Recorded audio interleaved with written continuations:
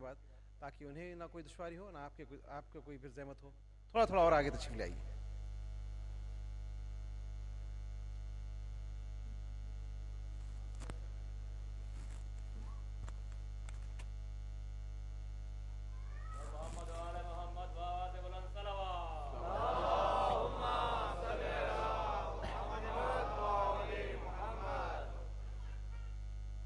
لا حول ولا قوة إلا بالله العلي العظيم.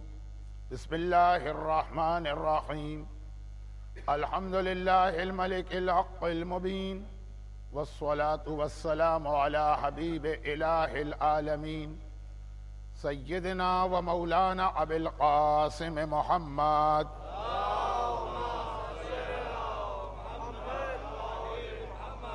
وآله الطيبين الطاهرين المعصومين المظلومين المنتجبين الميامين، سيما لا بقية الله في الأرضين وحجته على العالمين.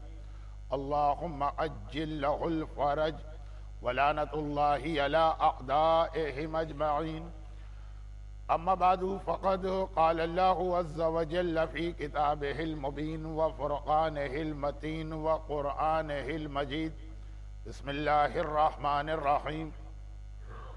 وما من دابة على الأرض إلا على الله رزقها. وقال: ولقد كان لكم في رسول الله أسوة حسنة. وقال: ولقد من الله على المؤمنين إذ بعث فيهم رسولا من أنفسهم يتلو عليهم آياته ويزكيهم ويعلمهم الكتاب والحكمة.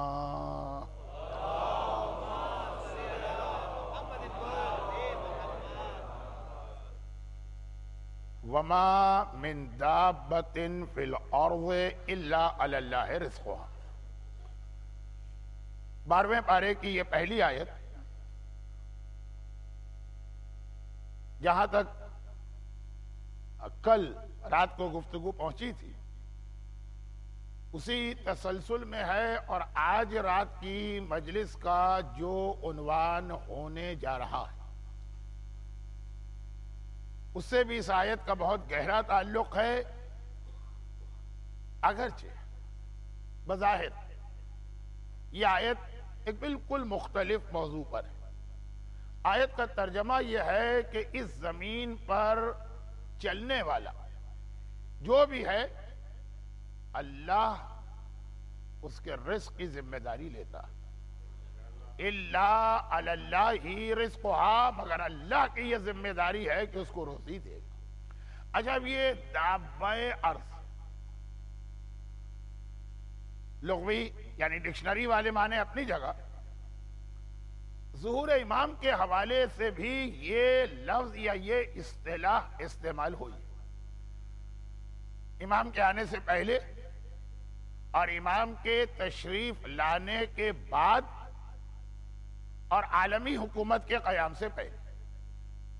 امام کا اصل مشن رسول خدا کے اس مشن کی تکمیل ہوگا جسے قرآن نے 2 جگہ یہ کہہ کے بیان کیا لِيُظْهِرَهُ عَلَى الدِّينِ كُلِّهِ.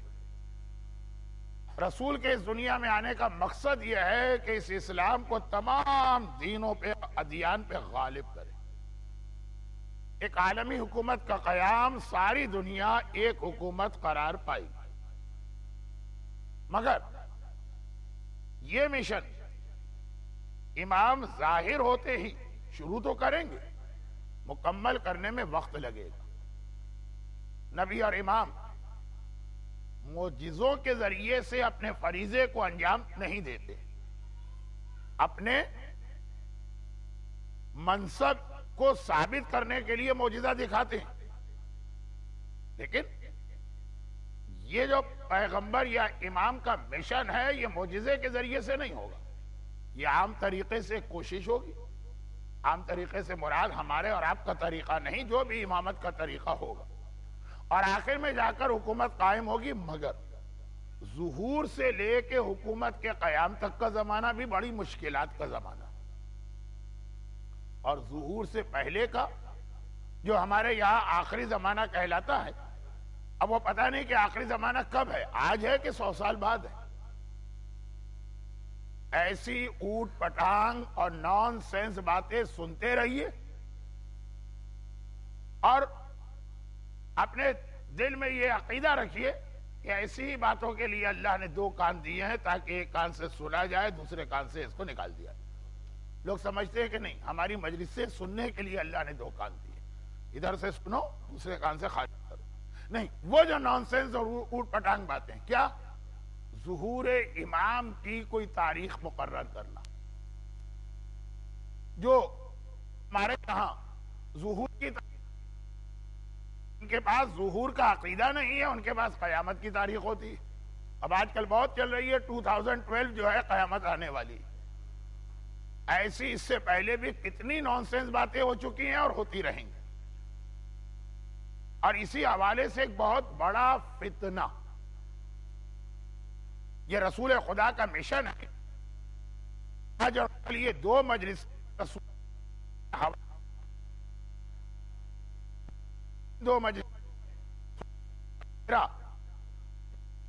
اسی حوالے سے زمانے کے امام کا ہو رہا ہے کہ آج کل جو ایک بہت بڑا بن رہا ہے کہ عقیدت کے سمجھتے ہیں اور وہ شخصیات کو قابل احترام, ان کے سامنے عقیدت اور احترام ہر وقت ہمارے سر جھکے رہتے ہیں, اور جن کا اس مسئلے اور قضیے سے کوئی تعلق نہیں, مگر ان قابل احترام شخصیتوں کو اسی طرح سے یہ ثابت کرنے کی کوشش کی جا رہی کہ ظہور کے حوالے سے جو چند کیریکٹرز تو میں آئے ہیں وہ انہی میں آئے ہیں. یہ کہ امام سے ایک سلسلہ بنے گا بعض شخصیتوں اور پرسنالٹیز کے ظہور کا. اچھی شخصیتیں بھی آئیں گی, بری شخصیتیں بھی آئیں گی.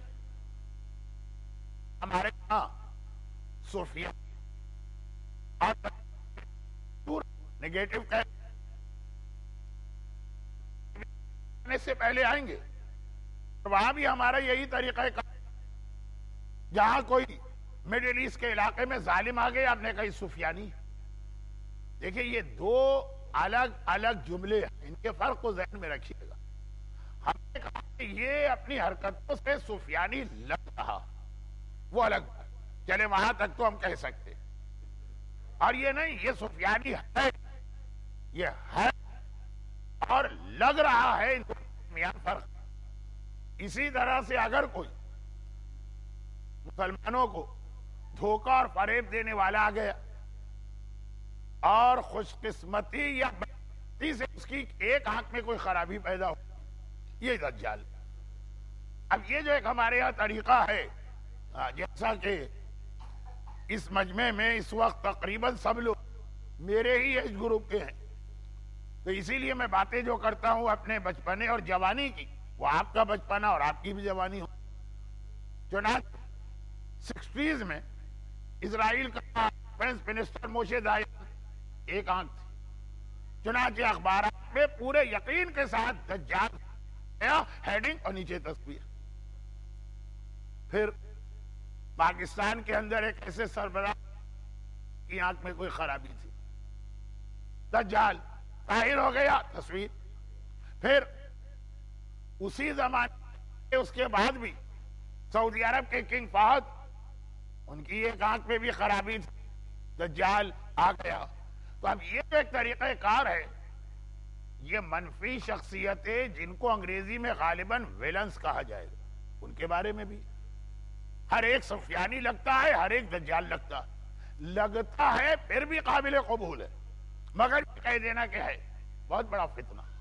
اور دوسری جانب امام کے آنے سے پہلے بہت ساری قابل احترام روحانی شخصیتیں آئیں گی جو امام کے لیے, امام کو ضرورت مگر امام کے لیے تیاری.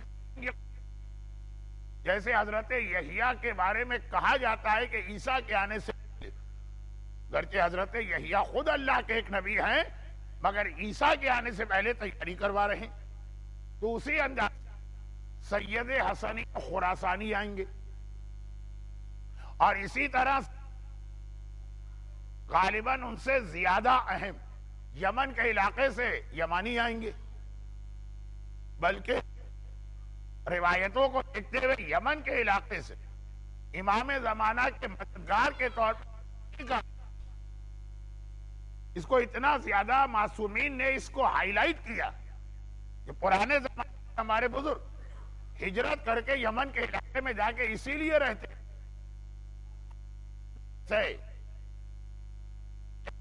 زمانہ کی کوئی خدمت ہے کہ اپنا علاقہ کہاں چلے جاؤ یا اپنے علاقے صاحبان تیار کرو، وہ ایک بہت لمبی بحث ہوگی، دریافت ہوں گے۔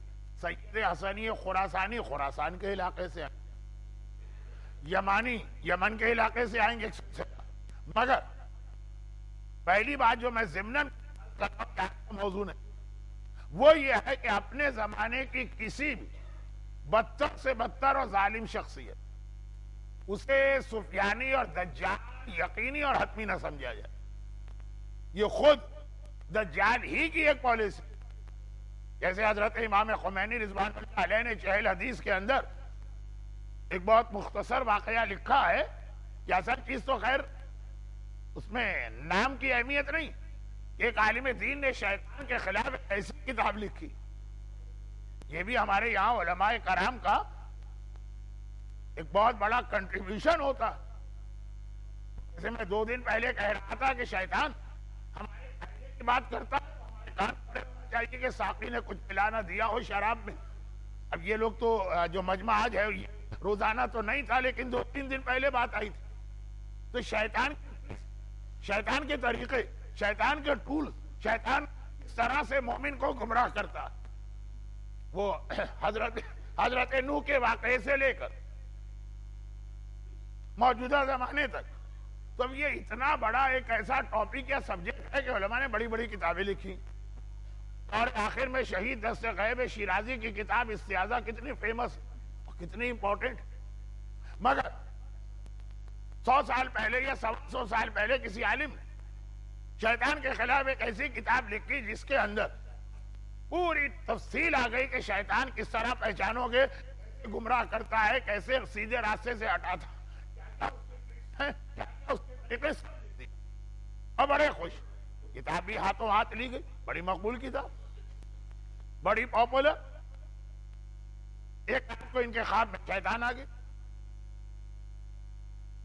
اب ایسے ہی شیطان کو دیکھا، آنکھ بگولا ہو گئے، کہا دیکھا ایسا میں نے تیری حقیقت لوگوں کو بتا دی ہے، اب کون تیرے پھندے میں پھنسے گا، بھاگ جا یہاں سے، دور ہو جا یہاں سے، کم بخت ملعون مردود جو بھی۔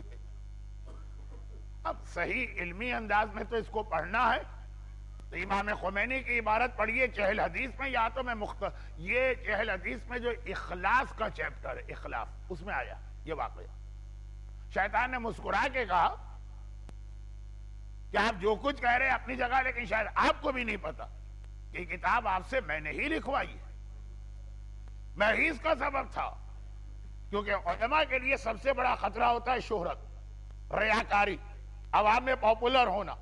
ذرا کوئی عالم پاپولر ہو گیا، وہ بہت سی حق باتیں بھی نہیں بتا سکتا، لوگ برا نہ مان جائے، مجمع بھاگ نہ جائے، ایک بہت بڑا ایک الگ مسئلہ۔ تو یہ ساری حرکتیں بعض اوقات شیطان آتا ہے کہ سفیانی ہے وہ دجال ہے، جو شیطان کے 2 پیغمبر ہوں گے۔ روایتوں میں ایک لفظ یہ بھی آیا ہے نا کہ شیطان بھی اپنے پیغمبر بھیجتا، مگر مومن سے کہا گیا کہ دونوں طرف سے ہوشیار و خبردار رہنا، بڑے سے بڑے ظالم کو بھی کبھی یقین کے ساتھ نہ کہنا کہ سفیانی ہے یا دجال۔ وہ بحث ابھی میں نہیں چھیڑ رہا، اس لیے کہ میرے پاس صرف 2.5 مجلسیں باقی بچی ہیں، آدھی آج کی اور سنڈے اور منڈے کی 2 مجلسیں۔ اور اگر میں اس طرف چلا گیا کہ دجال آدمی کا نام ہے کہ سسٹم کا نام ہے کہ نظام کا نام ہے کہ کوئی ایک شخصیت کا نام ہے، تو یہ 2.5 مجالس کے سارے عنوانات روک دینا پڑیں گے۔ لیکن جو بھی ہو دجال معین نہ کرنا۔ اسی طرح قابل احترام شخصیت ہے، بعض سنسیئر، مخلص مگر کم علم رکھنے والے نوجوانوں نے یہ کوشش کی۔ آپ کا ایک اندازہ لگانا الگ بات، کہ ہاں بھائی وہ جو آخری زمانے کے بارے میں کہا گیا سید حسنی ہے، ہمیں تو فلاں شخصیت کے بارے میں یہ امکان نظر آ رہا ہے، امکان، چانسز، اور یقین کے ساتھ کہہ دینا، دونوں میں فرق۔ تعیین توقید کی جانب لے جاتی ہے، توقید کو حرام قرار دیا گیا۔ جب آپ معین کر دیتے ہیں کسی شخصیت کو تو گویا آپ نے خود بخود امام کو بھی معین کر دیا، یعنی امام کے ظہور کو، بھئی یہ شخصیت اگر آ گئی ہے تو اس کا مطلب یہ ہے کہ 30-40 سال کے اندر اندر امام آ جائیں گے۔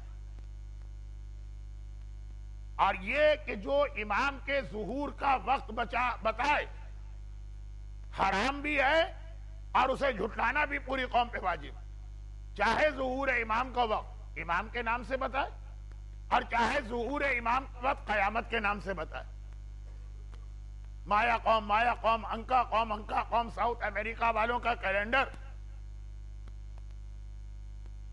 چاہے وہ قیامت کے نام سے ہو کہ 2012 ختم، چاہے وہ ظہور امام کے نام سے ہو، توقید کو بڑی سختی کے ساتھ منع کیا گیا۔ اور توقید ایک ڈائریکٹ توقید ہوتی ہے کہ آپ نے کہا 2012 ظہور امام کا سال، آپ نے کہا 2012 قیامت کا سال، ایک انڈائریکٹ آپ نے کہا فلاں شخصیت سفیانی کو اللہ نے طول عمر کا معجزہ نہیں دیا، وہ تو عام انسانوں کی طرح 40 سال 50 سال 70 سال زندہ رہے گا، تو فلاں شخصیت سفیانی ہے، اب اگر وہ اس وقت 40 سال کی ہے تو مطلب وہ 20 سال کے اندر امام آ رہے۔ آپ نے کہا نہیں کہ امام کب آ رہے، انڈائریکٹ وے میں معین کر دی، اور اس میں نیک اور بد دونوں شخصیتیں آتی۔ چنانچہ مجھے یاد ہے کہ 6 سال پہلے ہی نہیں ایام اعظم، بہت زیادہ ایک شور شرابہ پروپیگنڈا، ملیحہ پیدا ہو گئی، سیدہ پیدا ہو گئی، سیدہ پیدا ہو گئی، ملیحہ پیدا ہو گئی، اور آغائے تقیہ بہجت جیسے مرجع کے ریفرنس سے بات ہو رہی، اور یہیں سے بیٹھے بیٹھے ہم لوگوں کو ان کے آفس کانٹیکٹ کرنا پڑا۔ تو ان چیزوں پہ پڑھتی نہیں ہوں کیونکہ مجھے معلوم ہے کہ جب رسول اور امام کے نام پہ جھوٹ باندھے جاتے ہیں، راجے کے نام پر بھی بہت ساری جھوٹی باتیں مشہور ہو جاتی۔ اور تعجب کی بات یہ ہے کہ رسول اور امام کے نام پہ جو جھوٹ باندھا جائے، چلے اس میں تو سمجھ میں آ رہا کہ آپ 1400 سال بعد ہیں، کیسے آپ چیک کریں، طریقہ ہے، مرجع اسی کا نام، مرجع جو آپ کے زمانے کا ہے، آپ چاہیں تو فوری جا کے تصدیق کر سکتے ہیں، تصدیق وہاں بھی کوئی نہیں کرتا۔ اگر مرجع سے محبت ہے اور ان کے حوالے سے کوئی اچھی بات مشہور ہو گئی، یقین کامل۔ اور اگر مرجع سے دشمنی رکھنے والا گروہ ہے جو بہت زیادہ ہیں، اور مرجع کے خلاف کوئی بات مشہور ہو گئی تو یقین کامل۔ بھئی جا کے پوچھ لیجئے انہوں نے یہ بات کہی ہے کہ نہیں کہی، تو خیر پیدا سیدہ پیدا، سختی کے ساتھ وہاں سے بھی انکار آیا، اور اپنی جگہ کہ اگر آپ نے ملیحہ یا اچھا ہو سکتا ہے کچھ لوگ سمجھے بھی نہ ہو میں کیا کہہ گئی، ملیحہ یا سیدہ اس خاتون کا نام ہے، یہ اتنے احترام سے تو نام نہیں لینا چاہیے، ملعونہ کا نام ہے، کرے گی مجلس کا شروع، مجلس کا اختتام میں مجلس پر بھی ایک ملعونہ کا تذکر آئے گا جس نے ایک امام کو شہید کیا۔ تو اب یہ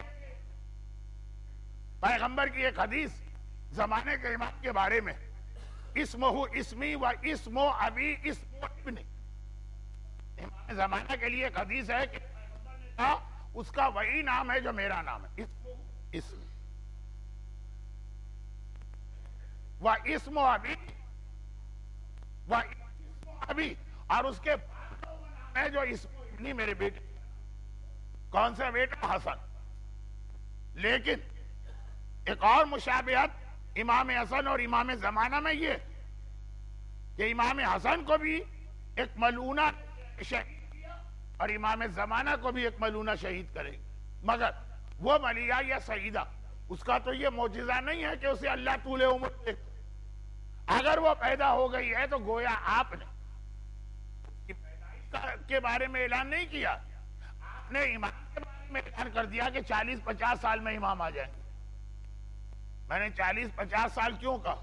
کیونکہ روایت میں یہ ہے کہ شام میں ڈیمسکس میں جب امام جا رہے ہوں گے تو نیلی آنکھوں والی ایک جوان عورت امام کے سر پہ پتھر گرائے گی.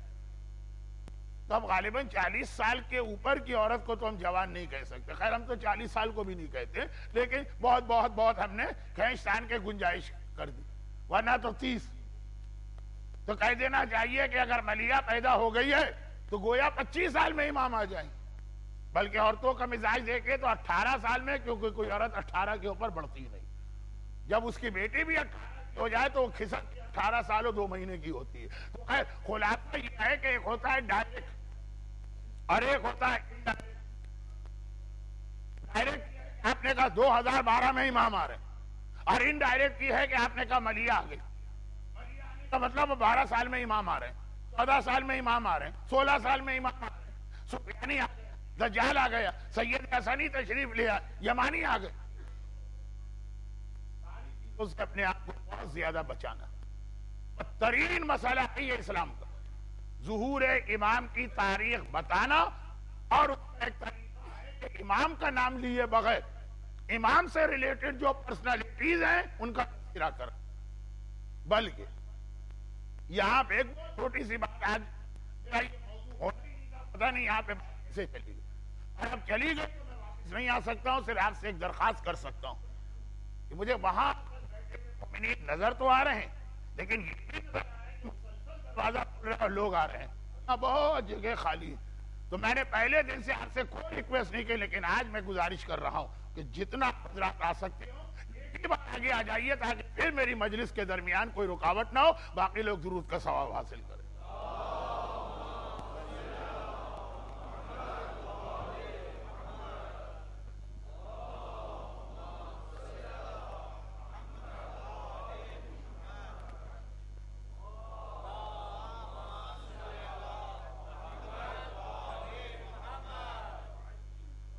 ملیحہ, سعیدہ, سفیانی, دجال,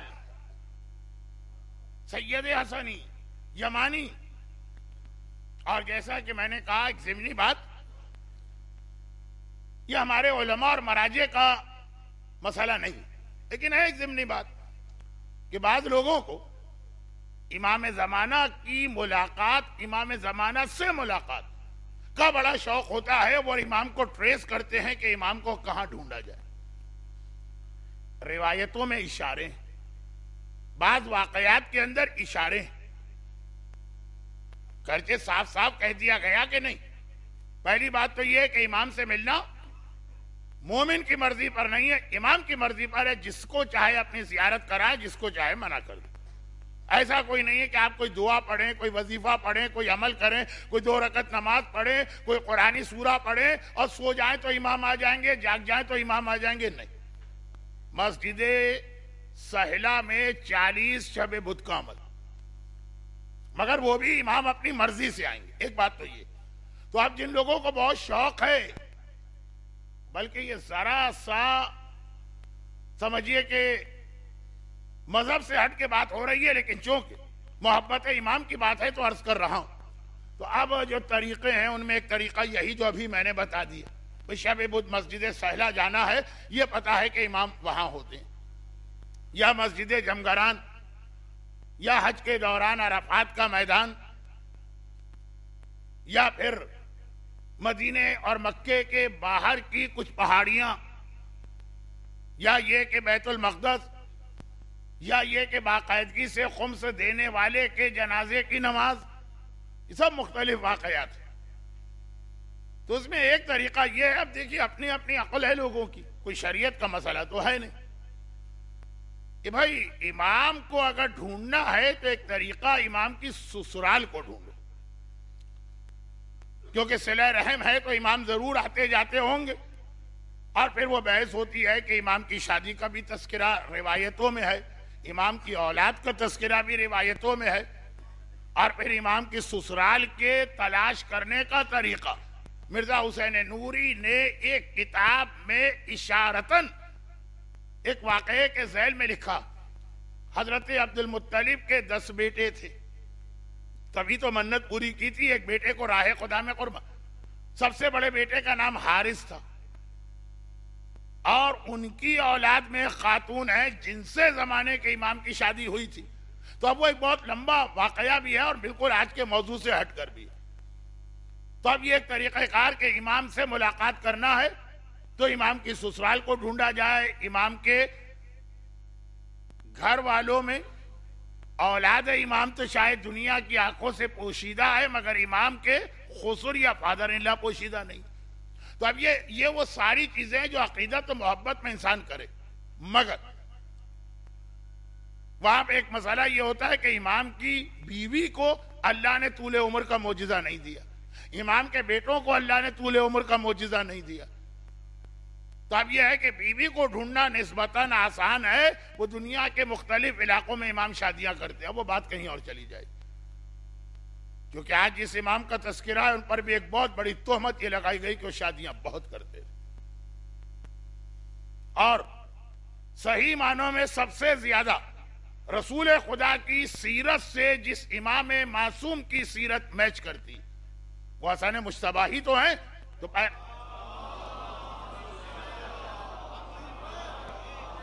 پیغمبر اسلام پر بھی یہ تہمت لگائی گئی اور آج تک لگائی جا رہی ہے کہ عیسیٰ جیسے مقدس نبی کو دیکھو ایک شادی نہیں کی.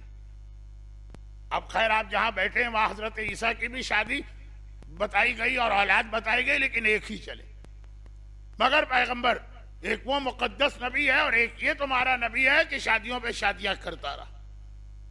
ایک تہمت حسن مجتبی پہ لگی، ایک تہمت رسول خدا پر. مگر بات ابھی میں وہاں تک آ رہا ہوں، ابھی تو بات ہو رہی ہے زمانے کے امام کو کس طرح ڈھونڈا جائے. تو ایک طریقہ کار یہ بھی لوگوں نے نکالا. ان تمام چیزوں سے ہمارا کوئی تعلق نہیں. اور مختصر بات یہ ہے کہ آج کا یہ فتنہ بالکل غلط بات ہے اور واقعاً فتنہ ہے کہ اگر کوئی قیامت کی تاریخ بتا رہا ہے یا ظہور امام کی، گرچہ ہمارے اعتبار سے یہ دونوں ایک ہی چیزیں ہیں، چاہے قیامت کہیے چاہے ظہور امام.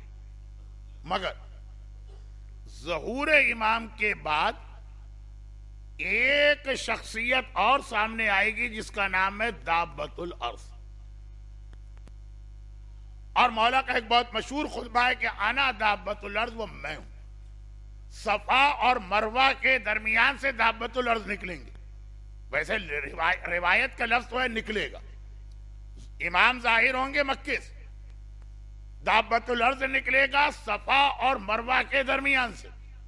اور دابۃ الارض کا وہ کام ہوگا جو آج کی مائکرو چپ ٹیکنالوجی نے سمجھنا بہت آسان کر دیا کہ امام کے ظہور کے بعد دابۃ الارض آئے گا اور وہ ہر ایک کی پیشانی پہ ایک مہر لگائے گا. مومن کی پیشانی پہ کہ ھذا مؤمن، کافر کی پیشانی پہ ھذا کافر. بس دو کیٹیگریز رہ جائیں گی. منافقین کا تو ظہور امام کے فوراً بعد خاتمہ ہو جائے گا، یعنی کھل کے حقیقت سامنے آ جائے گی کون مومن ہے کون منافق. آج تو جتنے منافق ہیں سب ایمان کا لبادہ اوڑھ کے ہمارے درمیان آ کے بیٹھے، کیونکہ منافق کہتے ہی اس کو جو لگے تو بالکل ہمارا جیسا، مگر اس کا مقصد یہی ہوگا کہ ہماری جڑوں کو کھودا جائے. اور ابھی میں جاتا ہوں رسول کے زمانے تک. دابۃ الارض یہ بھی ایک بہت اہم شخصیت ہے ظہور امام کے بعد آنے والی، جس کا پہلا کام یہ ہوگا کہ نفاق کا خاتمہ کرے. ہر ایک کی پیشانی پہ لکھا ہوا جائے یہ مومن ہے یہ کافر. اب کیسے لکھا جائے؟ آج کل کی تو مائکرو چپ ٹیکنالوجی نے بتا دیا کہ ایک مائکرو چپ آپ پیشانی پہ پیوست کر دیں، اس میں سارا کچا چھٹا اس آدمی کا آ جائے گا، آدم سے لے کے آج تک کا شجرہ آ جائے گا. ساری معلومات، آدمی کی پرسنل معلومات. آپ کے ہاں تو بڑا ہنگامہ چل رہا ہے آئی ڈی کارڈ کے اوپر کہ کیا اتنی زیادہ پرسنل اور پرائیویٹ انفارمیشن دی جا سکتی، لیکن ہے تو ممکن تو ہے نا. تو مولا کے آنے کے بعد نفاق منافق نہیں رہے گا یا مومن یا کافر، بلکہ وہ تو میں مولا کے آنے کے بعد کی بات کیوں کر رہا ہوں.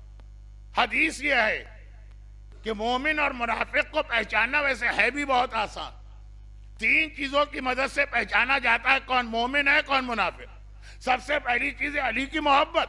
جہاں پہ علی کی محبت پائی جائے وہاں ایمان ہے، جہاں علی کی محبت نہ ہو وہاں نفاق. نمبر 2 اور نمبر 3 یہ ذرا مشکل. نمبر 2 دوسری بات یہ اطاعت حکم رسول. جو رسول نے کہہ دی آنکھیں بند کر کے مان لیا یہ ایمان. نمبر 2 مانا تو، مگر بہانے بنا کر بہت ہی سلو بہت ہی کاہلی سے کسالہ کثرت کے ساتھ اعتراضات کرتے ہوئے آرگومنٹ کرتے ہوئے آخر میں مان لیا.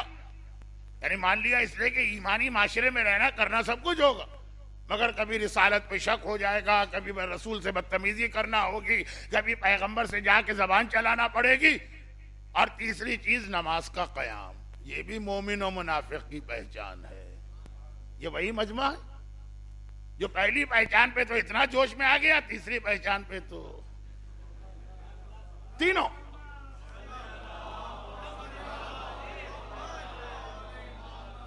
اور اصل میں یہ تینوں ایک ہی چیزیں ہیں. حکم رسول کی اطاعت آپ دیکھیے تو علی سب سے پہلے ذہن میں آتے ہیں.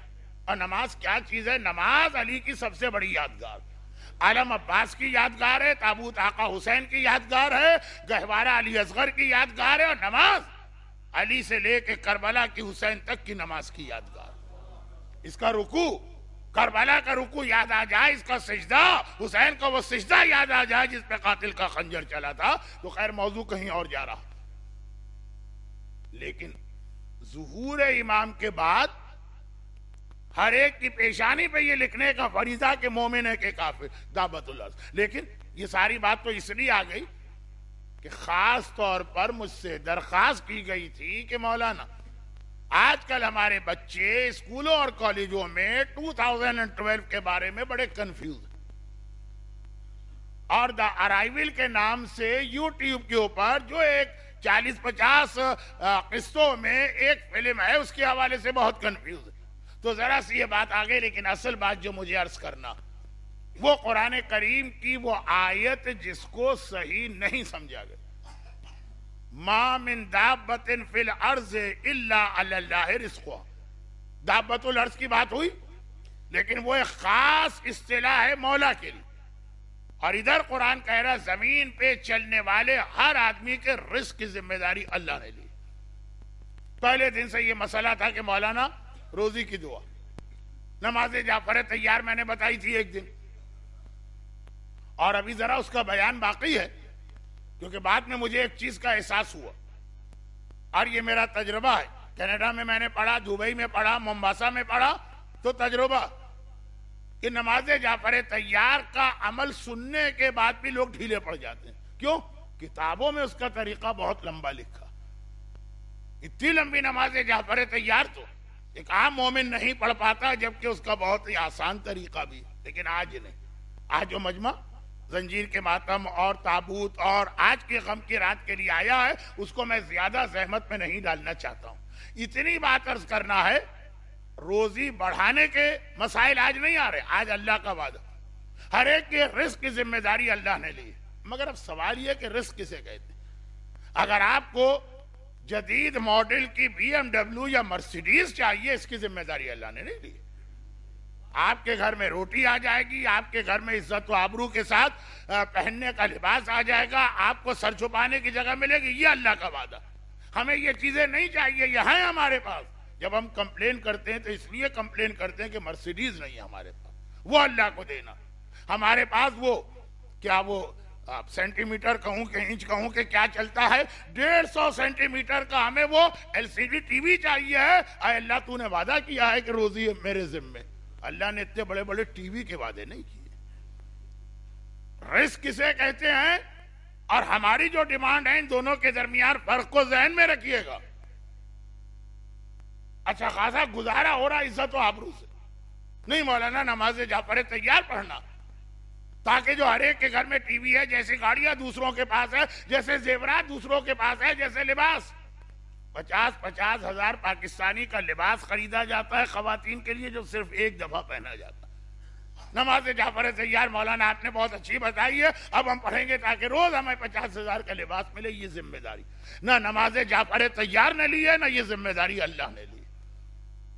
اور یہیں پر 21ویں پارے کی آخری آیت ضرور پڑھ لیجئے گا. آپ کے علم میں ہے کہ میں اکثر قرآن کی آیتوں کی تلاوت بھی نہیں کرتا وقت کی کمی کی وجہ سے. ذرا ایک حوالہ دے دیتا ہوں کہ میری خواہش ہے کہ مجمع خالی مجلس میں بیٹھ کے سنے نہیں، جا کے کچھ چیک بھی کرے.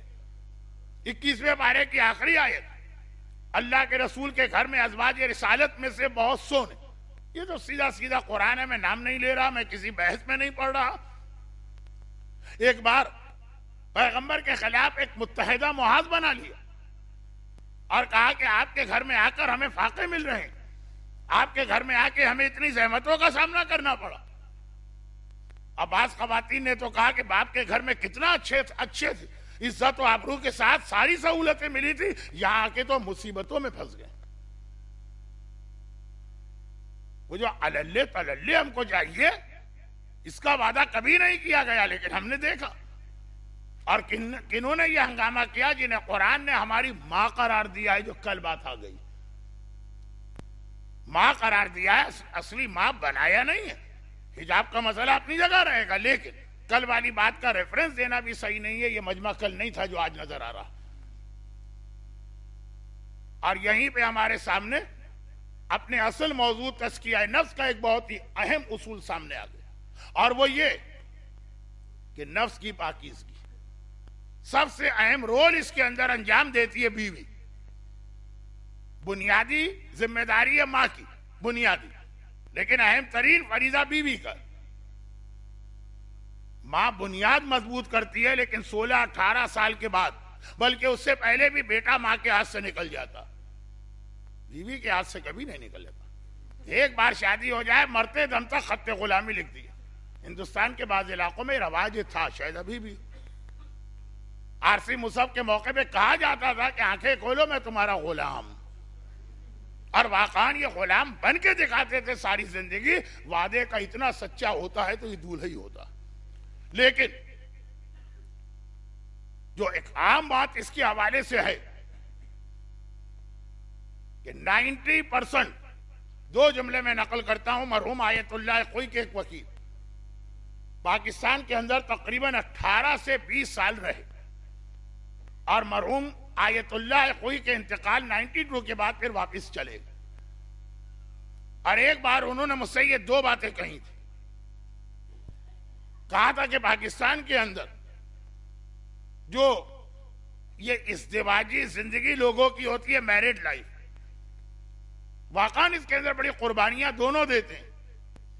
ایسا یہاں یورپ امریکہ میں نہیں ہوتا، جہاں خراٹوں پہ طلاق ہو جائے وہ لوگ تو سوچ بھی نہیں سکتے کہ کیسے فاقوں میں ہمارے یہاں بچیاں گزارا کرتی. لیکن ان کا یہ کہنا ہے کہ اگر دونوں پارٹنرز کے پیرنٹس مسئلے میں دخل نہ دیں تو پاکستان میں شاید ایک بھی طلاق نہ ہو. اب وہ مرحوم آیت اللہ خوئی کے وکیل ہیں، ان کے پاس صبح و شام یہ کیس آتے تھے شرعی عدالت والے. اور چونکہ بات میں کر رہا ہوں آج سے 30 سال پہلے، بات میں کر رہا ہوں آج سے 35 سال پہلے، بات میں کر رہا ہوں آج سے 40 سال پہلے، تو جذبہ تھا لوگوں میں کہ مسئلے کو شریعت کے دائرے میں رہ کے حل کرانا ہے. معلوم کہ اگر لڑکی نے اس طرح سے کورٹ سے طلاق لے لی تو ساری زندگی وہ فعل حرام میں مبتلا ہو جائے گی. انہوں نے کہا کہ جتنے کیس میں نے دیکھے 99.99% بڑے آرام سے مسئلے کو طے کیا جا سکتا اور کمپرومائز ہو سکتا اگر دونوں کے پیرنٹس بیچ میں ٹانگ نہ اڑا، اور اس میں بھی خاص طور پر دونوں کی مائیں. اگرچہ اردو کا محاورہ ہے کہ جب تک سانس ہے اس وقت تک آس ہے، لیکن غالباً سانس ہے نا، خیر جب تک سانس ہے تب تک آس ہے. لیکن کہا کہ دونوں کی سانس، ایک ہی. اور دوسرا مسئلہ کہ اگر گھر کی عورت اتنا پریشر نہ ڈالے تو 99 تو نہیں، انہوں نے کہا کہ 70% لوگ حرام کی جانب قدم نہیں بڑھائیں. 70% مرد حرام پہ مجبور ہوتے ہیں گھر کی بیوی کی وجہ سے. فرمائشیں یہ چاہیے وہ چاہیے وہ چاہیے، فلاں کے آئے اور میرے یہاں نہیں.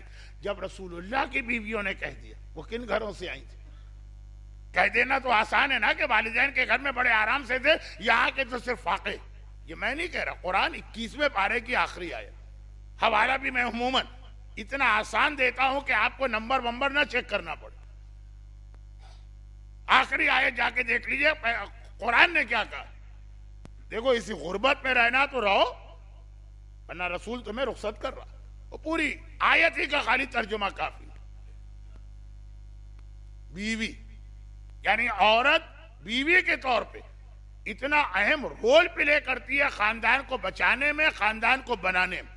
اور جو ہمارا اصل موضوع ہے تزکیہ نفس، 3 دن پہلے مجھے جو آج پرابلم فیس کرنا پڑا ہے وہ آپ سمجھ رہے ہوں کہ آدھا مجمع وہ ہے جس نے اس سے پہلے میری کوئی مجلس اس اشرے کی نہیں سنی، اور جو باتیں میں کہہ چکا ہوں ان کے حوالے دوں گا. ان کے لیے اور زیادہ اکتاہٹ ہوگی، تو ویسے ہی گھڑی دیکھ رہے ہوں گے کہ کب مولانا مصائب پہ آتے ہیں، لیکن جو تھوڑا بہت سن رہے ہیں وہ بھی اکتاہٹ اگر میں پرانی باتیں بتاؤں. نفس سب سے زیادہ گندا ہوتا ہے مال کی محبت، اور مال وہ مطالبہ ہے جس کی بنا پہ ہمارے یہاں اکثر لوگ حرام کی جانب جاتے ہیں.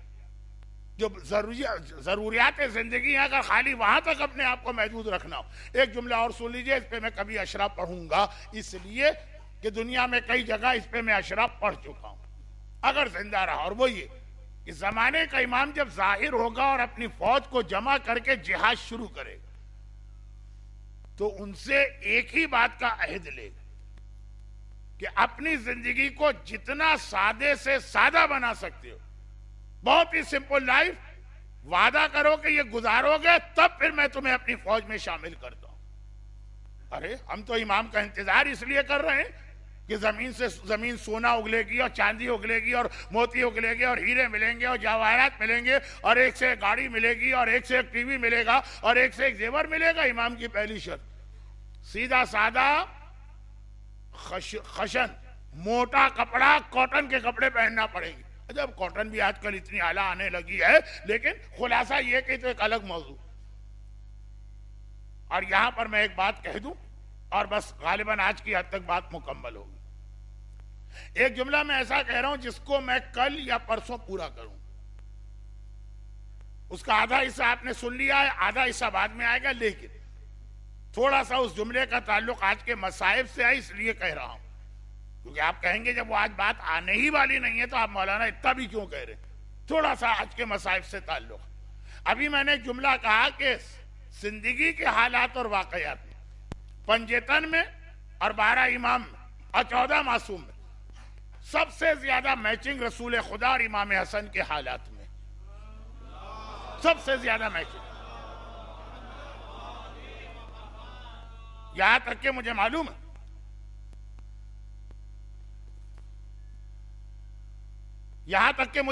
ہے کہ پنجتن میں مولا علی بھی ہیں، شہزادی کونین بھی ہیں، آقا حسین بھی ہیں، مگر سب سے زیادہ میچنگ. اور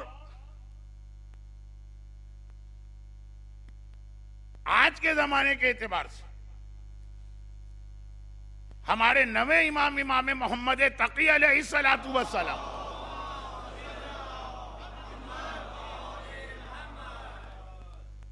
تزکیہ نفس جو پیغمبر کا مشن تھا، پہلی 4 مجلسیں یاد رکھیے، یاد کیجئے، رکھیے نہیں یاد کیجئے. آج کے زمانے میں سب سے اہم پیغام 9 امام کی سیرت کا تزکیہ نفس کے حوالے سے. مگر ایک امتحان ایسا، میں نے کہا کہ حالات میں میچنگ ہے حسن اور رسول کی. تزکیہ نفس جو پیغمبر کا مشن ہے، مشن میں سب سے زیادہ میچنگ ہے امام تقی کی. مگر ایک چیز ایسی ہے جس میں یہ تینوں معصوم ایک ساتھ ایک امتحان سے گزرے، اور وہ یہ ہے کہ اہل بیت اطہار کے گھرانے میں آپ کو معلوم بڑی باوفا ازواج آتی، ایسی کہ جو جملہ میں مصائب میں اکثر کہتا ہوں کہ کربلا میں زینب و کلثوم کے جہاد پہ مجھے حیرت نہیں ہوتی، لیلا و فروا اور رباب کے جہاد پہ حیرت ہوتی ہے.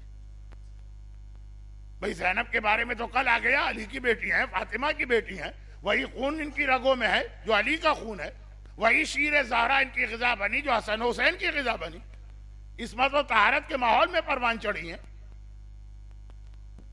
مگر کیا ام لیلا، کیا رباب، کیا فروا، یہ ساری سیدانیاں تھی؟ کیا ان کے رگوں میں کسی معصوم باپ یا معصومہ ماں کا خون ہے؟ کیا انہوں نے کسی معصومہ کے شیر کو یا دودھ کو بطور غذا، کیا جس ماحول میں یہ پروان چڑھی باپ کے پاس گئے تو وہ معصوم، ماں کے پاس گئی تو معصومہ، نانا کے پاس گئی تو معصومہ نہیں، امتی، ام لیلا بھی، رباب بھی، فروا بھی، اور عام کلمہ گو گھرانے میں پیدا ہوئی. ہاں دیندار متقی پرہیزگار گھرانہ ہوگا، عصمت و طہارت والا نہیں.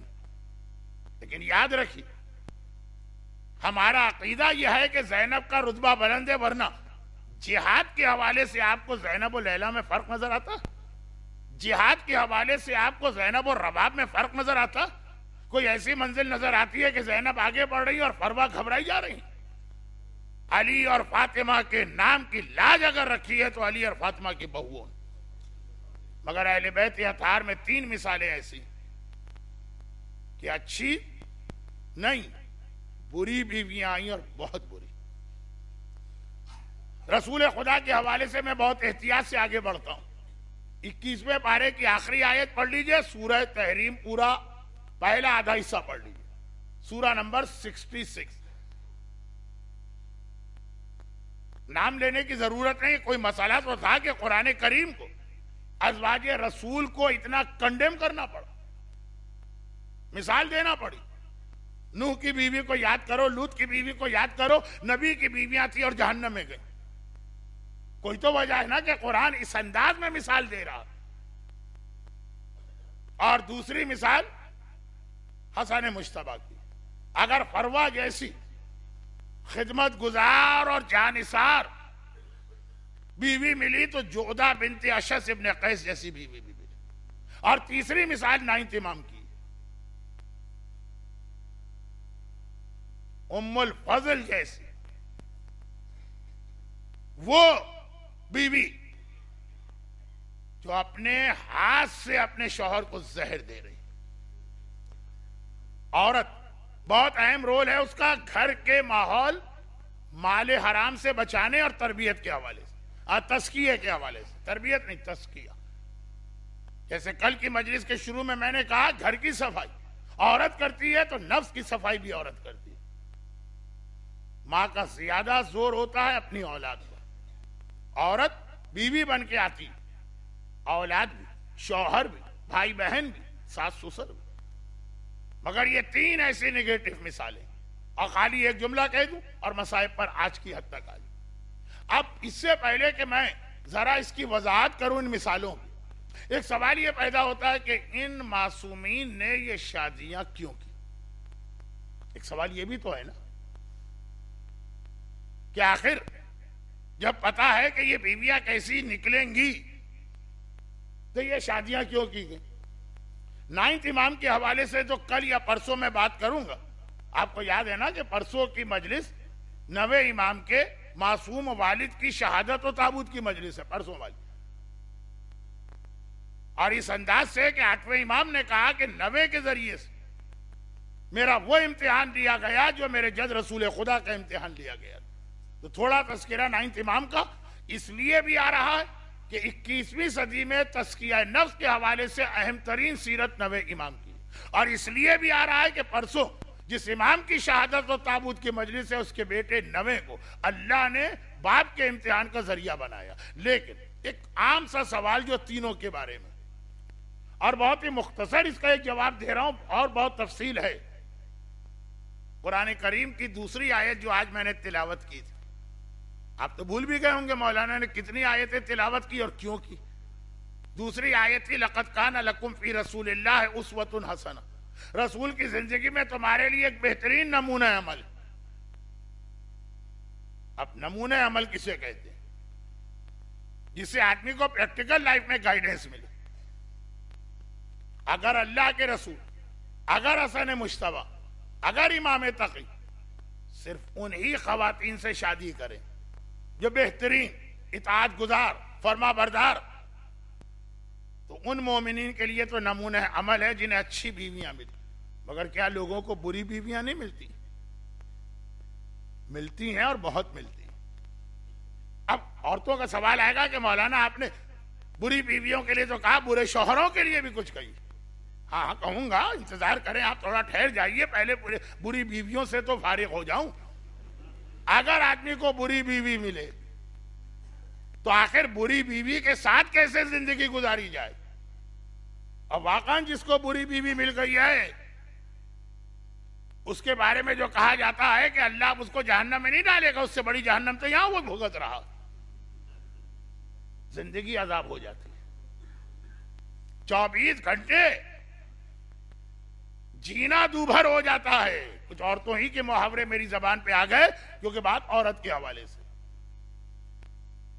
کیسے گزارا کیا جاتا ہے بری بیوی کے ساتھ؟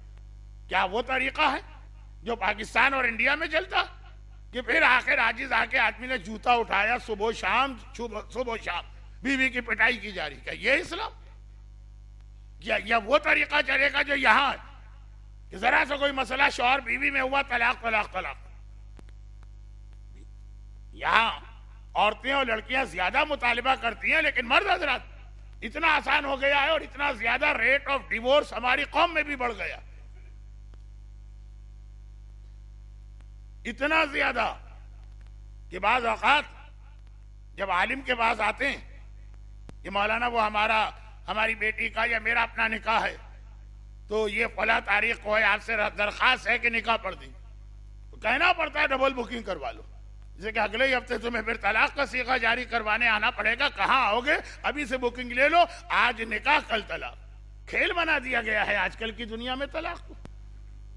وہ تو کہیے کچھ قوانین کچھ ملکوں کے اتنے سخت ہیں کہ آدمی سٹ پٹا جاتا، لیکن سوال یہ ہے کہ کیا یہ طریقہ ہے مسئلے کے حل کا؟ یا جوتی اٹھائی یا چاند ماری شروع کر دی اور یا پھر کہ روزانہ طلاق ہو رہی؟ آپ اپنے پرانے ماحول میں دیکھیے، نانیاں، دادیاں، مائیں، خالہ، پھوپھیاں بڑے بدترین مردوں کے ساتھ ساری زندگی گزار۔ یہاں 20-22 سال کی بچی کو دیکھیے، اس کی 3 طلاقیں ہو گئی، اس کی 4 ہو گئی، اس کی 2 ہو گئی۔ اور امریکہ میں جاتا ہوں تو وہاں اسی طرح سے تعارف ہوتا، گیا کسی کے گھر ٹھہرا، یہ ہے میری بیوی، 3 مرتبہ مجھے جیل بھجوا چکی ہیں، اور میری بہن ہے جو 4 دفعہ اپنے شوہر کو جیل بھجوا چکی، اور وہ میری پھوپھی ہیں جو 7 مرتبہ کا ریکارڈ کراس کر چکی۔ یہ کیا یہ اہل بیت کے ماننے والوں کی سوشل یا میرڈ لائف ہونی چاہیے؟ جن کے پاس خدیجہ طاہرہ سے لے کے فاطمہ زہرا سے لے کے زینب کبریٰ سے لے کے نرجس خاتون تک کی مثال موجود ہے۔ لوگ کہتے نہیں لیکن مولانا آپ کو کیا پتا ان کی بیویاں کتنی اچھی تھی، ہماری بیویاں کتنی بری ہیں۔ اب ضرورت ہے نا کہ خود اس گھرانے میں بھی کچھ بری بیویوں کی مثال ہے۔ پتا چلا کہ رسول اللہ کے گھر میں ایسی بیوی کہ صبح و شام تانا زنی، پتا چلا کہ امام حسن کے گھر میں وہ بیوی جس کی جانب آ رہا ہوں، اور 9 امام صبح و شام صبح و شام صبح و شام ام الفضل کا اپنے باپ کے پاس جا کے شکایت لگانا، وہی ساس سسر کا انوالومنٹ۔ حرز جواد کی تاریخ یہی تو ہے نا کہ تلوار لے کے 9 امام کا بدن ٹکڑے ٹکڑے کر دیا، اس تعویذ کی مدد سے اللہ نے بچایا۔ کیسے گزارا کیا جائے، کس طرح سے ٹالرنس، کس طرح صبر، فیملی لائف کو اور خاندانی نظام کو ایک کھیل نہ بنایا جائے، یہ بھی بتانا۔ لقد کان لکم فی رسول اللہ اسوۃ حسنہ، بہترین نمونہ۔ دولت خدیجہ ہو تو کیسے زندگی گزاری جاتی ہے، گھر میں فاقے ہو تو کیسے پیٹ پہ 2 پتھر باندھ کے زندگی گزاری جاتی ہے۔ ایک وہ نمونہ اور یہ نمونہ۔ جب ظاہری دولت بھی تھی تو کتنی دولت تھی خدیجہ کی دولت، غربت تھی تو کتنی غربت۔ جب دشمنوں کے درمیان مکے میں پتھر کھا رہے ہیں تو رسول کی زندگی، جب مدینے کے مسلم السمود بادشاہ حاکم مطلق ہے مدینے میں، پیغمبر کے سامنے کچھ چوں نہیں کر سکتا، تب بھی نمونہ عمل، کیونکہ آدمی کی زندگی کبھی ایسی ہوتی ہے کبھی ویسی ہوتی ہے۔ اگر خدیجہ جیسی بہترین بیوی ہے تو کیسے زندگی گزاری جاتی، اور اگر تہمت لگانے والی، تانا دینے والی، صبح و شام پریشان کرنے والی بدترین بیوی ہے تو کیسے زندگی گزاری جاتی۔ طلاق تو نہ امام حسن نے دی، نہ امام تقی نے دی، نہ رسول خدا نے دی۔ تو یہ بھی ایک بہت اہم سیرت ائمہ کا پہلو ہے، اور بات مجھے بہت کرنا ہے، لیکن چونکہ مجھے معلوم ہے کہ آج مومنین کرام کی اکثریت صرف رونے اور ماتم کرنے آئی، اس لیے میں بات کو یہاں پہ روکتے ہوئے آگے بڑھ رہا ہوں مصائب کی طرف۔ البتہ رونے کے لیے آئے ہیں اور ماتم کرنے کے لیے آئے ہیں. ہمارے اور آپ کے لیے بھی اسلام کا حکم ہے اپنی اولاد میں فرق نہ کرنا. اسے ظلم مانا گیا ہے کہ باپ بیٹے کو ترجیح دے بیٹی پر. اسے ظلم مانا گیا ہے کہ دو بیٹوں میں سے ایک کو زیادہ محبوب رکھے اور دوسرے کو کم توجہ دے. ظلم ہے یہ. اللہ عادل ہے اصول دین میں. ہمیں اور آپ کو بھی اپنی پریکٹیکل لائف میں عادل بننا. جب ہمیں اور آپ کو یہ حکم دیا گیا تو کیا معصوم کے گھر میں یہ فرق ہوگا؟ جو زہرا حسین کا اتنا ماتم کرتی ہے کیا یہ حسن مجتبیٰ کا ماتم نہیں کر رہی؟ جو زہرا ہر اس مجلس میں پہنچتی ہیں جہاں حسین کے مصائب بیان کیے جائیں کیا اس مجلس میں نہیں آتی ہوں گی جہاں حسن مجتبیٰ کے مصائب بیان کیے؟ ہماری اکثریت ماتم کے لیے جمع ہوئی. اور زہرا کے اعتبار سے یہ بھی اتنی ہی بڑی قیامت کی رات ہے جیسے عاشور کی رات حسین کے حوالے سے. اور دراصل یہ گفٹ اور تحفہ تو ہمیں دیا ہی فاطمہ زہرا نے. مسجدیں بنائی مولائے متقیان نے, امام باڑے بنے فاطمہ کی سنت میں. پہلا امام باڑہ جو طلب کیا وہ فاطمہ نے طلب کیا, مجھے ایسی جگہ چاہیے جہاں بیٹی باپ کا ماتم کر سکے. ہم رونے کے لیے آئے ہیں اور ہمیں ادارہ جعفریہ کے اس ہال کی شکل میں زہرا کی سنت کے مطابق ایک عزاخانہ ملا ہوا. مگر زہرا کی سنت میں عزاخانہ تو بن گیا, خدیجہ کی سنت میں اس کے لیے جو خرچہ ہے تو مومن کو بھی آگے کوئی قربانی دینا.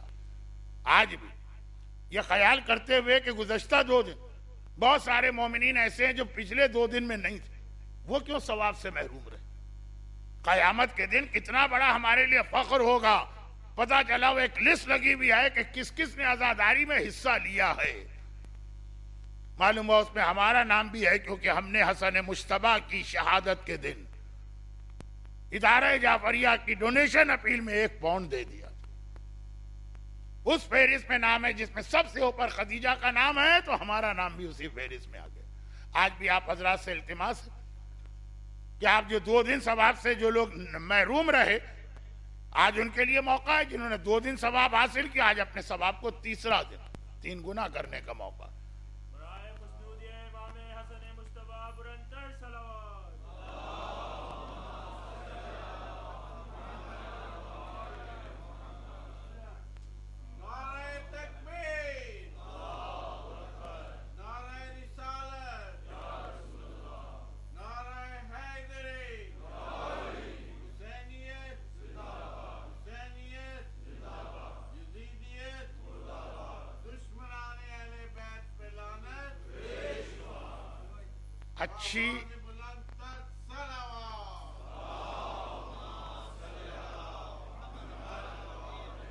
اچھی بیویاں اور بری بیویاں.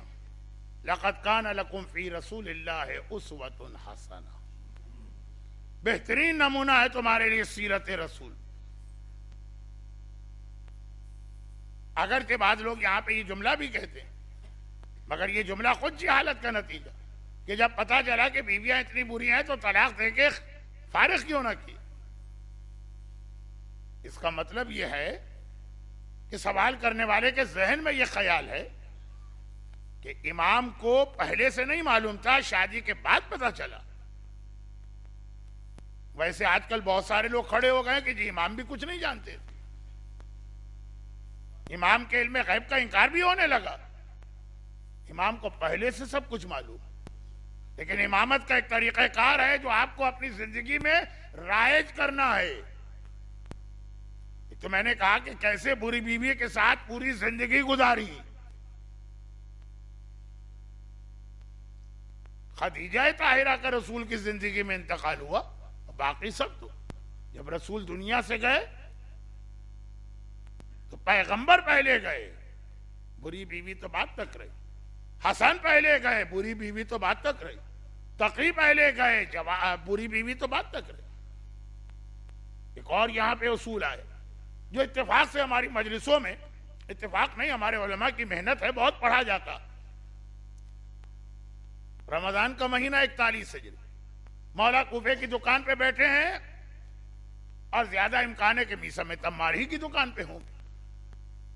ابن ملجم کو دیکھا کہ وہاں سے جا رہا، کہا یہ وہ شخص جو میری داڑھی کو میرے خون سے رنگین کرے گا، تو مولا اسے گرفتار کر کے سزا دیجئے. کہا جرم سے پہلے سزا نہیں مل سکتی، چاہے وہ ام الفضل ہو، چاہے وہ جودہ بنت اشس ابن قیس. اور حسن مجتبیٰ کی سیرت کا یہ ایک پہلو جو کہ میں 2-3 سال یہاں پڑھ چکا ہوں، اس کو چھوڑ دیا تھا میں نے، اب اشارہ کرتے ہوئے مصائب پہ آ گیا. حاکم شام جیسا عیار و مکار زندگی میں اگر کسی کے ہاتھوں اسے کھلی شکست ہوئی تو وہ حسن مجتبیٰ تھا. یہاں تک کہ اس کے اپنے حساب سے مولا علی بھی کبھی اس کے اپنے حساب سے مولا علی بھی کبھی اسے شکست نہ دے سکے، بلکہ وہ سمجھتا تھا میں نے علی کو شکست دے دی. حسن مجتبیٰ نے جس صلح نامے پہ معاویہ کے دستخط کروا دی، گرچہ اسی وقت اس نے کہا تھا عمل کون کرتا، لیکن اتنا پچھتایا تھا جب اس کے نتائج اور کانسیکوینسز سامنے آئے کہ کتنی بڑی کامیابی حسن مجتبیٰ نے ان 6 جملوں کے ذریعے سے حاصل کر لی. یہی وجہ ہے کہ تاریخ معصومین میں سب سے زیادہ زہر حسن مجتبیٰ کو دیا گیا. ہر امام کو 1 مرتبہ زہر دیا گیا. زہر کسے کہتے ہیں؟ زہر اپنے سارے اثرات لے کے آتا، اپنی ساری تکالیف اور درد کو لے کے آتا، اندر سے بدن کٹنے لگتا ہے. ہر معصوم کو 1 بار زہر دیا گیا، حسن مجتبیٰ کو 7 مرتبہ زہر ملا. ہر زہر کے بعد فوری طور پہ علاج کیا گیا. ظاہری اعتبار سے زندگی بچ گئی، مگر زہر نے بدن کو اندر سے کاٹ تو دیا نا. 6 مرتبہ کے زہر کے بعد عباس علمدار نے اپنے آقا حسن مجتبیٰ کے چاروں طرف اتنا سخت پہرا لگوا دی، اب کوئی حسن کے قریب نہیں آ سکتا. جہاں عباس کے ہاتھ میں کوئی انتظام ہو تو آپ کو معلوم ہے نا، بنی ہاشم کا قافلہ 28 رجب کو چلا تھا، انتظام عباس کے ہاتھ میں تھا. 12 برس کا بچہ بھی محلے میں داخل نہیں ہو سکتا. عباس کا انتظام، کوئی حسن کے قریب نہیں آئے گا. اس جملے کا ایک پس منظر بھی ہے، چھٹا حملہ ایک اندھے فقیر نے آ کے کیا تھا نا، اپنی مظلومیت کے میں اندھا ہوں، بس خالی حسن کے پاؤں سے اپنی آنکھوں کو ملوں گا اور مجھے یقین ہے کہ بصارت آ جائے گی، اور مولا یہ ایک درخواست مان لیجئے اور یہ ایک مہربانی کر دیجئے، اور آپ کو آپ کی ماں فاطمہ کا واسطہ اور آپ کو آپ کے بابا مشکل کشا کا واسطہ. عباس نے کہا اب کوئی نہیں آئے. اتنا سخت پہرا تھا کہ حاکم شام سٹ پٹا گیا، اب کیا کروں. کہا آپ کوئی گھر کا آدمی ہی ملے. جعدہ بنت اشس بن قیس، جس کا وہی پرابلم ہے جو ام الفضل کا پرابلم ہوا، جو میں چونکہ کل پڑھنے والا ہوں تقریر میں، تو آج مصائب میں نہیں پڑھتا، لیکن بہت ہی مختصر. حسن مجتبیٰ کے گھر کی سادہ زندگی اس خاتون کو پسند نہیں آ رہی، اور معاویہ کہتا ہے کہ حسن کو شہید کرو، میرا بیٹا یزید حاضر ہے، اس سے تمہاری شادی کروں گا. وہ اس وقت ولی عہد ہے، کل وہی تو بادشاہ بنے گا، تم ملکہ بنو گے. خسرت دنیا والآخرہ اسے کہتے ہیں، لیکن آج نہیں، کل تشریح ہوگی. عباس کا پہرا تو اتنا سخت ہے کہ کوئی قریب نہ آنے پائے، اور جو رہا سہا انتظام ہے وہ زینب کبریٰ کے ہاتھ میں. رات کو حسن سوتے ہیں تو ادھر کے بستر پہ حسین آرام کرتے ہیں اور ادھر کے بستر پہ زینب کبریٰ آرام کرتے ہیں. حسن کے پہلو میں بہن سو رہی ہے تاکہ رات کے وقت بھی بہن ہر وقت بھائی کی فکر کرتی رہے. آج ہی کی رات 27 صفر کا دن گزرا، شب 28 صفر آئی، آدھی رات کے بعد کا وقت ہے. جودہ گھر کی رہنے والی آہستہ آہستہ حسن مجتبیٰ کے حجرے میں داخل، بہت ہی آہستہ آگے بڑھی. सरहाने जो सुराही रखी है उसके अंदर जहर को डाला। ये जहर जो हाकिम शाम मुआविया मुल्क के रोम से खरीदा था कि अगर एक दरिया में इसको डाल दो तो दरिया की सारी मछलियां मर जाती, बदन टुकड़े टुकड़े हो जाता। पूरे दरिया की मछलियां इस सुराही में ये जहर शामिल किया पानी में और वापस चली। और इधर वो गई, हसन मुश्तबा ने आंखें खोली। ये सारी चीजों को इमामत जानती।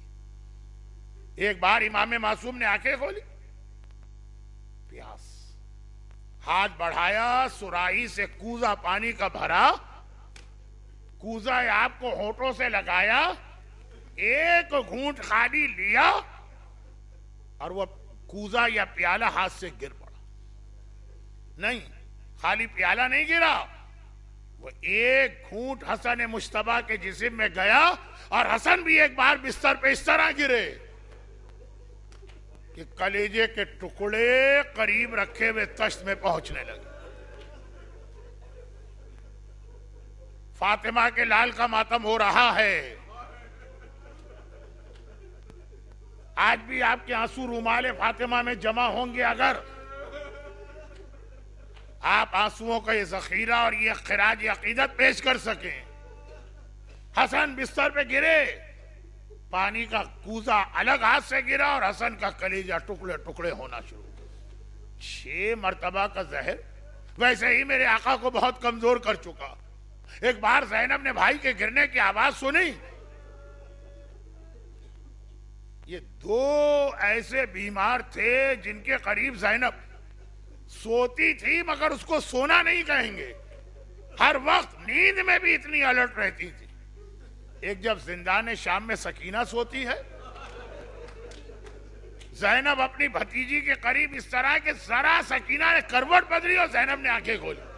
सकीना बेटी खैरियत तो है? और आज हसन मुश्तबा।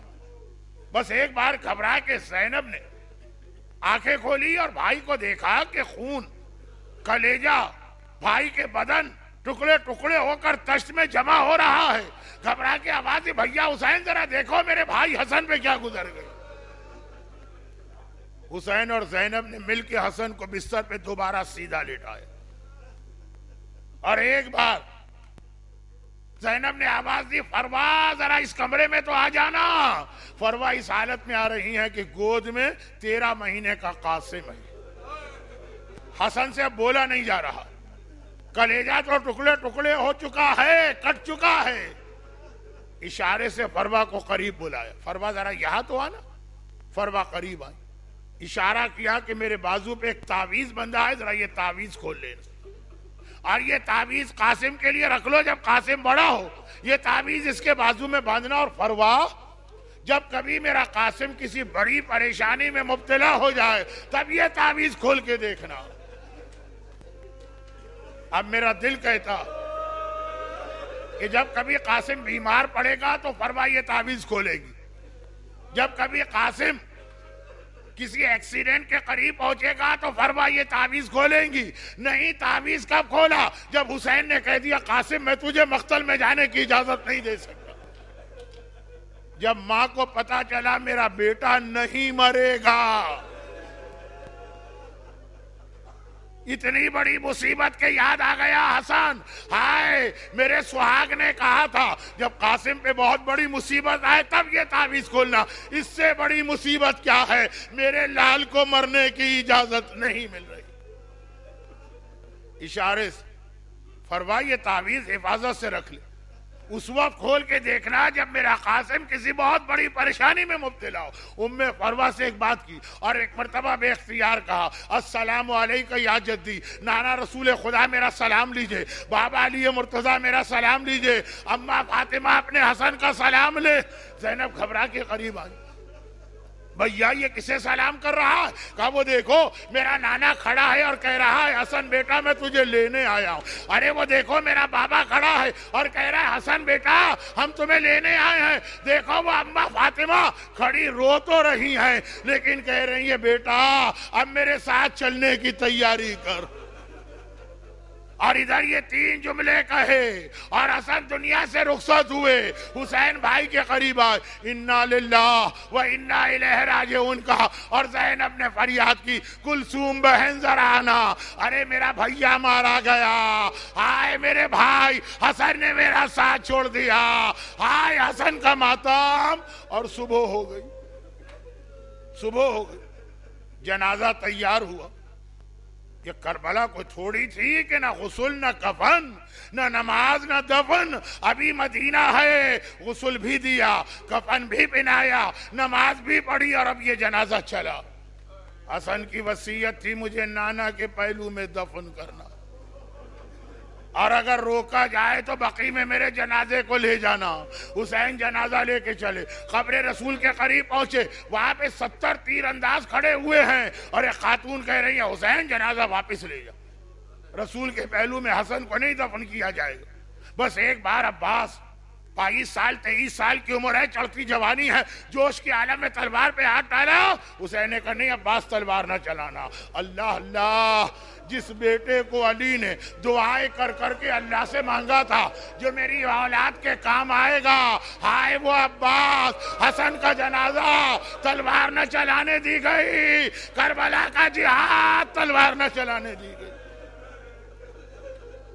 اور ایک مرتبہ اشارہ کیا خاتون نے، 70 کمانیں کھچی، یہ 70 تیر چلے، وہ حسن مجتبیٰ کے جنازے میں، حسن کے لاشے میں، حسن کی میت میں 70 تیر ایک وقت میں پیوست ہوئے۔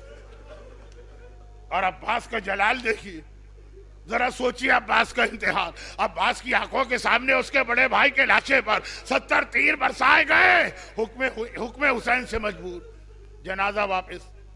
زینب و کلثوم اپنے حسن مجتبیٰ کے حجرے میں بیٹھی بھی اپنے بھائی کا ماتم کر رہی، ہائے بھیا حسن، ارے ہمیں چھوڑ کے چلے گئے، ارے اتنے سال کا ساتھ چھوٹا، ایک بار دیکھا گھر کا دروازہ کھولا اور یہ تابوت واپس آ رہا ہے، ابھی تابوت یہاں بھی آنے والا ہے، لیکن یہ 2 جملے سنی، ارے تابوت آ رہا، گھر سے نکل کے جنازے واپس نہیں آتے ہیں، گھر سے نکل کے میتیں واپس نہیں آتی ہیں، یہ عجیب جنازہ تھا جو گھر سے نکل کے آیا۔ زینب گھبرا گئی، حسین بھیا خیریت تو ہے، یہ میت واپس کیوں آئی؟ حسین نے کہا زینب تفصیل بعد میں پوچھ لینا، پہلے ایک آخری خدمت کرو، یہ کہہ کے جنازہ زمین پہ رکھا، بھائی کے لاشے سے تیر نکالنا ہے، بھائی کے لاشے سے تیر نکالنا ہے۔ عزاداروں ایک طرف حسین بیٹھے، ایک طرف زینب بیٹھی، بھائی بہن روتے جاتے ہیں، تیر نکالتے جاتے ہیں، حسن کے لاشے سے تیر نکل گئے۔ اب ذرا ایک بات مجھے بتائیے، یہ بہن کیا زندگی میں کبھی یہ منظر بھول سکتی ہے؟ میرے بھیا کا لاشا گھر سے نکل کے واپس آیا اور میں نے تیر نکالے۔ تو یہی بہن جب 11 محرم کو کربلا سے چلی، جلتی ریتی پہ حسین کا لاشا دیکھا، یہاں تو 70 تیر تھے، پتہ نہیں حسین کے لاشے میں کتنے تیر پیوست ہیں۔ قریب آتی ہے بہن، قریب آتی ہے اور ایک بار کہتی ہے بھیا بھیا حسین، بہن آ رہی ہے اور مجھے پتا ہے تو ایک شکایت کر سکتا ہے، ایک شکایت کر سکتا ہے، تو کہہ سکتا ہے زینب بہن مدینے میں حسن کے جنازے سے تیر نکالے، آج میرے لاشے سے تیر کیوں نہیں نکال رہی ہے؟ تو بھیا بس ایک خیال کرنا، مدینے میں میرے ہاتھ کھلے ہوئے تھے، ہائے وہ بہن کیا کرے جس کے دونوں ہاتھ گردن سے بندھے ہیں اور بھائی کا لاشا تیروں سے چھلنی لاشا۔ واہ حسنا، واہ حسنا، وہ تابوت آیا، کھڑے ہوئی اپنی جگہ سے، وہ تابوت آیا، فاطمہ زہرا کو حسن کا پرسہ دی۔